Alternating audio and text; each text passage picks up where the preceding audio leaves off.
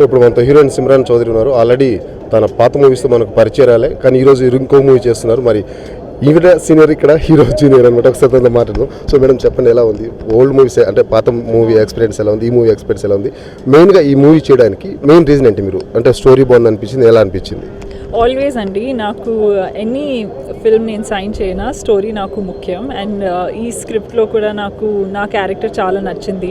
Not just నా character, మొత్తం script చాలా బాగుంది, ఆడియన్సెస్కి తప్పకుండా నచ్చుతుంది. అండ్ ఇలాంటి క్యారెక్టర్ నేను ఎప్పుడు చేయలేదు, సో అందుకే నేను ఓకే చెప్పాను. యాక్చువల్గా ఇప్పుడు చాలా ట్రెడిషనల్ లుక్లో ఉన్నారు, మరి మూవీలో కూడా ఎలాగ కనిపిస్తారా? బాగా చబ్బీగా ఉంటారా?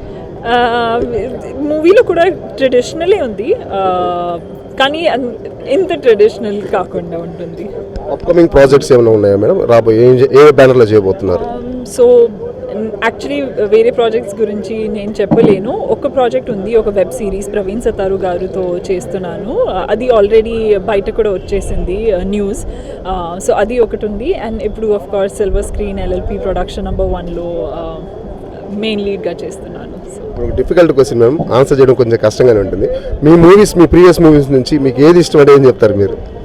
అలా ఎలా చెప్పాలండి, నాకు అన్ని ఫిల్మ్స్లో ఏదైనా స్పెషల్ ఉంటేనే నేను ఒప్పుకుంటాను. కానీ ఈ నగరానికి ఏమైంది, నాకు చాలా సక్సెస్, నాట్ జస్ట్ సక్సెస్, చాలా రికగ్నిషన్ అండ్ చాలా లవ్ అండ్ సపోర్ట్ ఇచ్చింది మా ఆడియన్సెస్ తరపున. అండ్ ఆడియన్సెస్కి కూడా ఈ రోజు కూడా అడిగితే నా ఫిల్మోగ్రఫీలో ఈ నగరానికి అందరికీ చాలా ఇష్టం. So wish you all the best for your career and this movie. Thank you so much అండి. మీ అందరు వెళ్ళి మాకు సపోర్ట్ చేయండి. అండ్ త్వరలోనే ఒక మంచి సినిమాతో మీ ముందుకు వస్తాం.